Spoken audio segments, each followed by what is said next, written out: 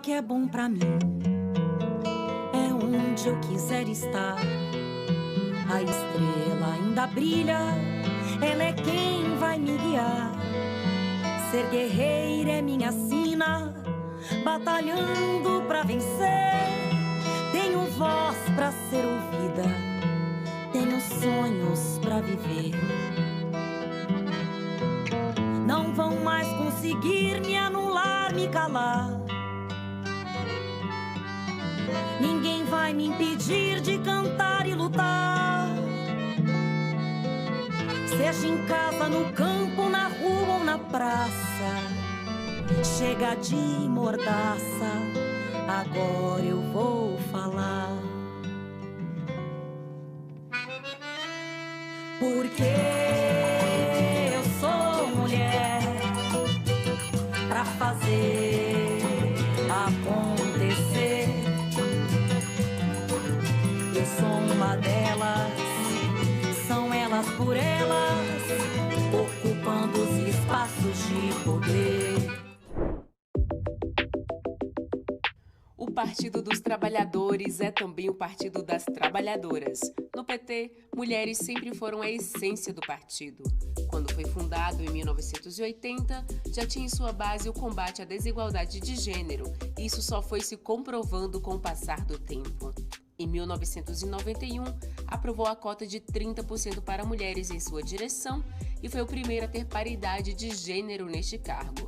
Tudo isso antes mesmo de virar lei. A primeira presidenta do Brasil é petista, Dilma Rousseff. A primeira senadora negra do país também é petista, Benedita da Silva. Também é do PT a primeira candidatura lésbica assumida. Virginia Figueiredo se candidatou a um cargo eletivo no Rio de Janeiro em 1996. Em 2020, o PT ampliou o número de vereadoras, prefeitas e vice-prefeitas eleitas. Em 2016, eram 519 mulheres. Já em 2020, passamos para 647. No Congresso Nacional, a bancada de deputadas aumentou em 80% na eleição de 2022. É o Partido dos Trabalhadores e das Trabalhadoras, há 43 anos lutando por uma política com paridade de gênero.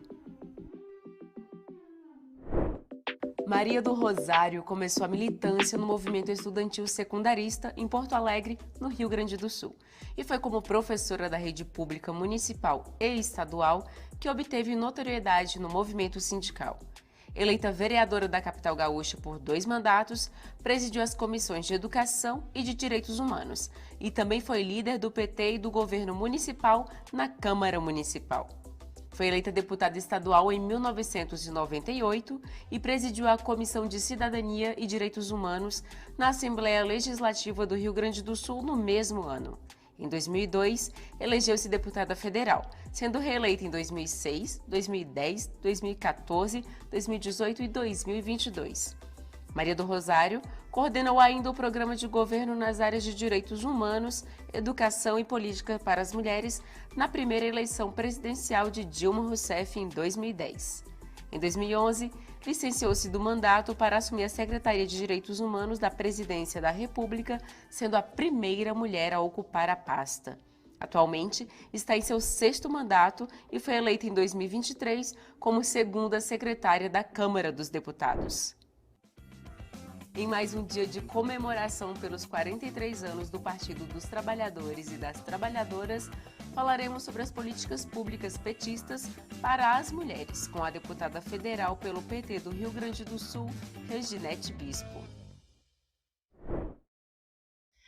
Sou Reginete Bispo, deputada federal, militante do Partido dos Trabalhadores. Iniciei há 8 dias meu primeiro mandato como deputada federal. Sou natural de Laranjeiras, uma cidade no interior do Rio Grande do Sul. Me elegi deputada federal pelo Rio Grande do Sul, hoje resido em Porto Alegre. Sou ativista do Movimento Nacional de Mulheres Negras. Tenho uma longa trajetória, desde o período que me filiei ao Partido dos Trabalhadores, na luta pelo direito à moradia, pelo direito à terra, especialmente das comunidades tradicionais quilombolas. e sou, como toda mulher, né, militante do nosso partido, sou lutadora pelos direitos das mulheres, me identifico como uma mulher negra, feminista e antirracista. O PT, na sua própria essência, na sua origem, né, ele já traz consigo a luta do movimento social negro brasileiro e das mulheres negras, né? O movimento negro brasileiro, quando surgiu o PT, grande parte do movimento se organizou dentro nas fileiras do Partido dos Trabalhadores. Então, foi uma luta que sempre esteve presente, né? Acho que a partir dos anos 90, ele adquire uma visibilidade maior quando se cria a Secretaria Nacional, né? No Rio Grande do Sul, criamos a Secretaria Estadual, depois a Secretaria Nacional de Combate ao Racismo, né? E a luta antirracista nesse país, né, ela é uma luta de esquerda e é uma luta que é dirigida, né, capitaneada pelas mulheres negras, né? As grandes transformações, as grandes conquistas que se tem feito no campo democrático, medidas, ações, projetos que transformam efetivamente a sociedade, têm sido feito pelo movimento negro, especialmente pelas mulheres negras, né? Poderia citar dois que para mim são fundamentais, que a regularização, titularização dos territórios quilombolas, é uma luta que mexe com a estrutura fundiária do nosso país, né? E que foi, embora seja uma luta que o movimento negro traz com força, né? Foi nos governos do Partido dos Trabalhadores que a gente conseguiu efetivar essa política, né? A outra são as leis de cotas, né? Tanto as cotas no ensino superior quanto as cotas no serviço público, né? É uma luta antiga do movimento social negro, mas nos governos do Partido dos Trabalhadores que a gente consegue efetivar essas políticas públicas, que precisam ainda ser muito aprofundadas, né? Melhor consolidadas, mas hoje, graças, né, a essa mobilização do movimento negro e do Partido dos Trabalhadores, hoje é uma política de Estado, né? Tanto as cotas raciais quanto na universidade, quanto no serviço público. E o PT, ele se tornou uma referência para a população negra, para o movimento negro, especialmente para as mulheres negras, porque no seu espaço, né, ele permite, né, que os diversos grupos populacionais se organizem, né? Se organizem, e o movimento negro encontrou ali o seu espaço de organização e articulação, especialmente as mulheres negras, né? Então, não é por acaso que a cada ano, né, obviamente que não na velocidade que nós gostaríamos, né, mas a gente vê as mulheres e as mulheres negras ocupando espaços, né? Hoje, o meu estado, o Rio Grande do Sul, né, elegeu 5 parlamentares negras, né? Então, o Rio Grande do Sul, que é um dos estados mais segregacionistas, né, do país, né? Então, políticas públicas importantes que foram consolidadas, como a saúde da população negra, capitaneada e dirigida pelas mulheres negras, né? A educação, foi uma mulher negra gaúcha, né, a primeira a compor o Conselho Nacional de Educação, e que trabalhou pela implementação da Lei 10.639, a professora Petronília, né? Foi uma mulher negra carioca, a Jurema Werneck, né? A primeira mulher negra a compor o Conselho Nacional de Saúde, né? Isso mobilizado pelo Movimento Nacional de Mulheres Negras, e isso se consolida nos nossos governos, né? Então, poderia ficar muito tempo falando e relatando da experiência de como, né? Precisamos avançar, amadurecer muito nisso, porque ainda, né, os espaços eles precisam ser mais democratizados, mas penso que estamos no caminho certo, né? Lutando por dignidade, igualdade de gênero e igualdade racial no interior do nosso partido, para que isso seja, de fato, uma realidade no nosso país. O Brasil, né, ainda vive os resquícios de um momento dramático que a gente viveu da nossa história, né, que foi a ascensão do fascismo, né, no nosso governo, né, o fascismo sustentado pelo racismo estrutural, né, que está colocado na nossa sociedade, porque nós sabemos que há essa desigualdade abissal que existe, né, entre negros e não negros, né, ele está centrado, né, no racismo, né? E isso foi um sustentáculo importante para que o fascismo entrasse da forma que entrou. Então, vivemos um momento desesperador, um momento armamentista do nosso país, que levou a um aumento dramático do assassinato, né, de pessoas, e nós sabemos que as vítimas preferenciais da violência, tanto da violência de Estado quanto a violência que está constituída na sociedade, né, são as pessoas negras, as meninas e os meninos negros são as vítimas preferenciais, né, e nesse período isso agudizou de uma maneira dramática, a ponto de nós vermos em rede nacional, né, uma deputada, uma parlamentar, com uma arma correndo atrás de um homem negro, né? Então, isso foi o absurdo, a calamidade que chegou no nosso país, né? Então, a gente vive, com a eleição do presidente Lula, né, a gente vive um momento de reconstrução, né? Então, é um momento de superação, é um momento crítico, mas também é um momento de muita esperança, e a gente vê a sociedade mobilizada, assim como a sociedade se mobilizou para eleger o presidente Lula, para romper com todo o poder constituído, né, da extrema-direita, né, que se configurou com um poder eminentemente racista, declaradamente racista e fascista, né?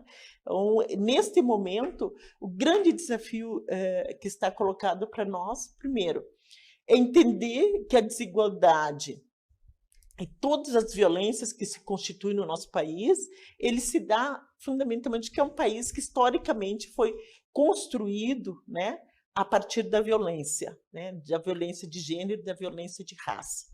Ou seja, quase 4 séculos de escravização de homens, mulheres e crianças negras e 130 e poucos anos de abolição da escravatura. Então, ainda está muito presente na memória, nas práticas, né, e na ideologia de boa parte da sociedade brasileira, sobretudo os que se privilegiaram da escravização de seres humanos, ainda está presente essa forma de agir. Então, eu gosto de dizer que o Brasil tem uma elite, né? Ainda possui uma elite com uma mentalidade escravocrata, né? Então, isso está colocado, né? A esperança, por que ela vem tão forte? Porque, nesse momento, acho que, diferentemente dos outros governos populares e democráticos, nesse a gente vivenciou, pelo menos a minha geração e as que vieram depois de mim, vivenciaram o que é, né, o Estado declaradamente racista e fascista,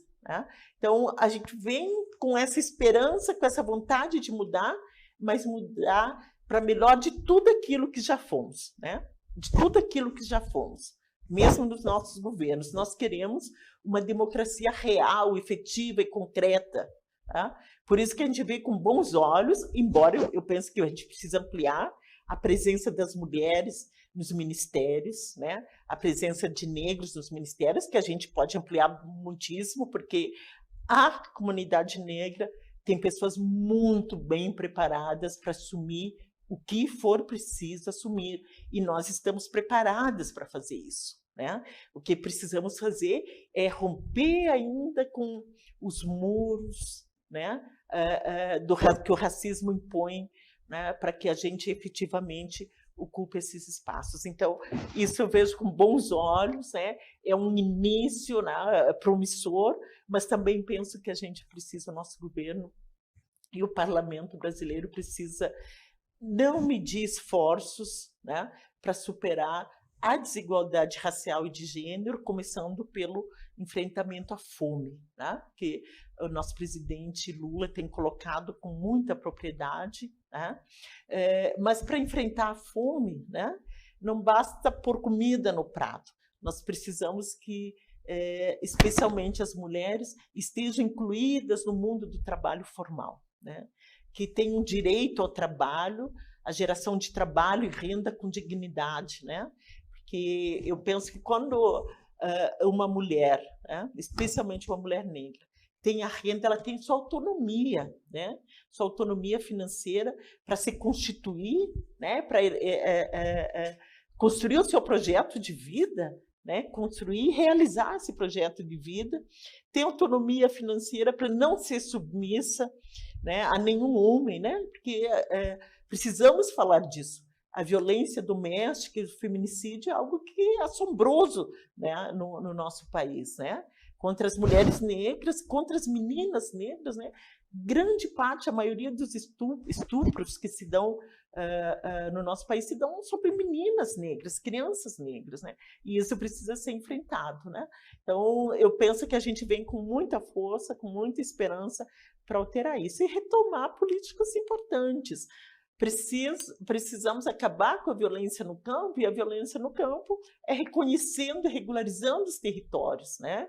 Não só os territórios da reforma agrária, mas, sobretudo, os territórios das comunidades remanescentes de quilombo, os territórios indígenas, como a gente bem tem acompanhado nos meios de comunicação e ação do nosso governo, como, por exemplo, o estrago, né?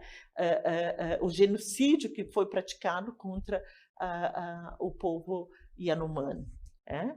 E que se estende para tantas outras, né? Nas periferias dos grandes centros, né? Grandes e médios centros do nosso país, a polícia foi autorizada, né? Infelizmente, boa parte das polícias aderiram, né? Essa lógica, essa ideologia, né, supremacista, né, matando pessoas, não mais só jovens, crianças, meninas, né, todos que se deparam da frente. A gente viu nesse período as polícias entrarem dentro das comunidades com tanque de guerra, né? A gente viu, e isso é uma política anunciada, né, uma ação anunciada de supremacistas que entendem que pobre e preto tem que ser tratado a bala, né? Então, por isso, o desafio que temos pela frente, e eu acredito que o nosso presidente, o nosso ministro vai enfrentar com muita seriedade, são as políticas de segurança pública. Nós precisamos ver isso com muita seriedade, mexer nesse sistema de segurança pública viciado, que está autorizado a matar preto e pobre no nosso país. Isso, nós precisamos, mais do que estabelecer programas como o PRONASSE, nós precisamos mexer na estrutura do sistema e dizer que polícia nós queremos, né? Que sistema de segurança pública nós queremos no nosso país. Então, a gente tem muita expectativa que se estabeleça uma política séria que acabe com essa mortandade que acontece nas periferias dos nossos centros, né?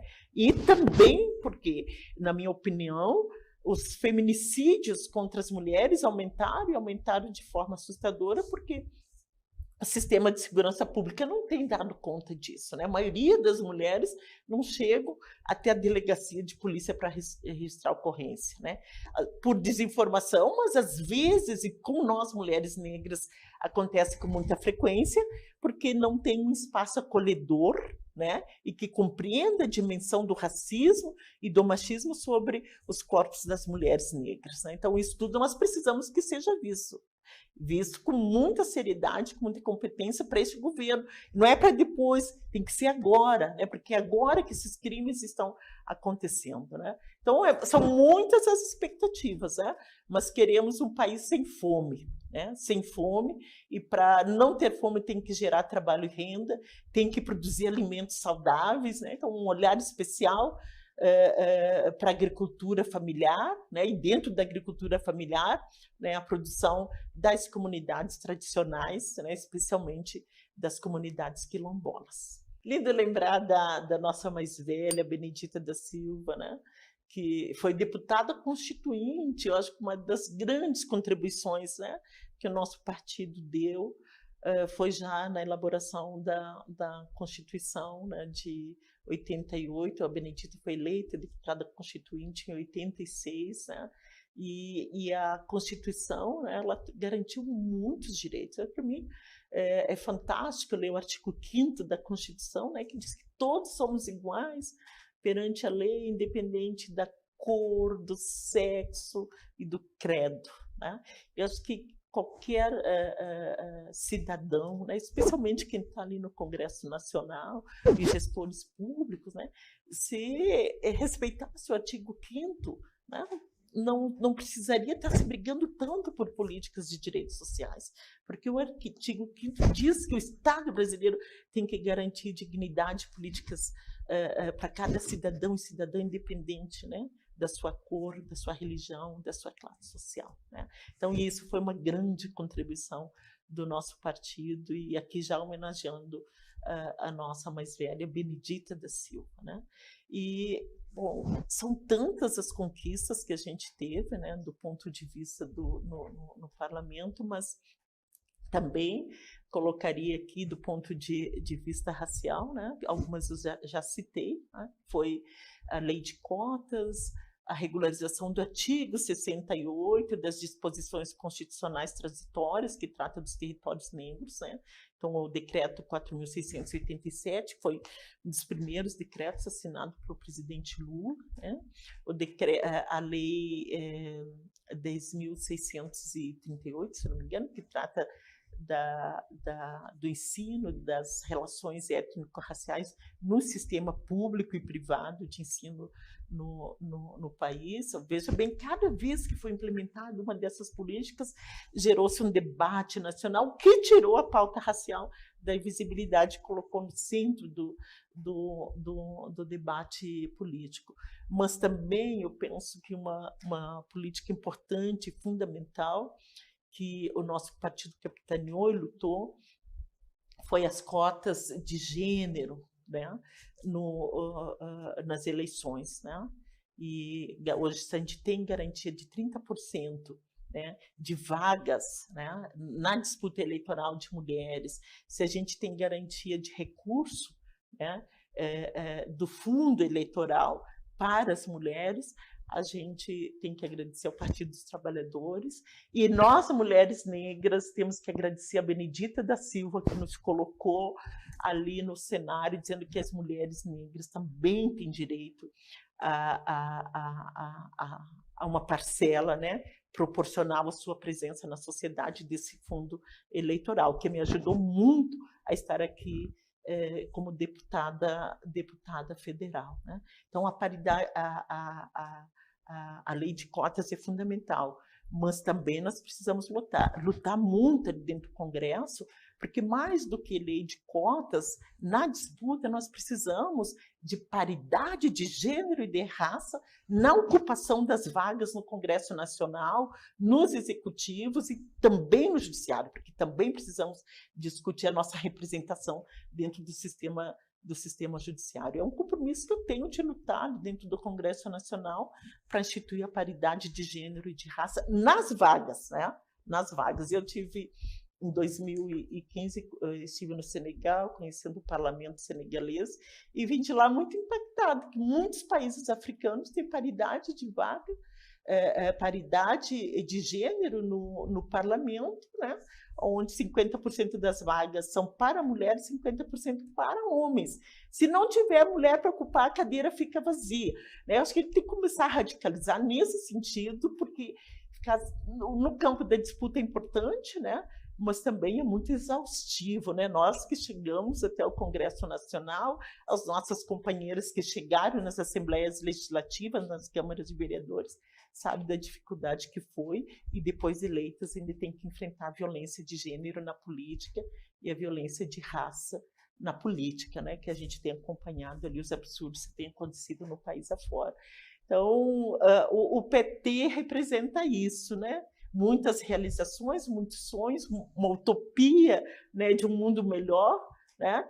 E, por isso, coloca muitos desafios. Né? E nós, às vezes, somos penalizados porque a gente enfrenta esse desafio. Né? Somos encorajados a enfrentar esses desafios. Então, o PT é um partido que, nesses 43 anos, fez a diferença no nosso país, está fazendo a diferença, foi através dele que a gente conseguiu colocar grandes pautas em evidência, como a pauta racial, a pauta de gênero, especialmente a pauta das mulheres negras. O PT sabe, o Lula sabe que não haverá democracia no nosso país enquanto não se colocar o povo negro, especialmente as mulheres negras, no centro das decisões, né? No sentido do protagonismo do processo, mas também no centro da reflexão de cada ministério, né? Cada estado, quando for tomar uma decisão econômica, uma decisão no planejamento,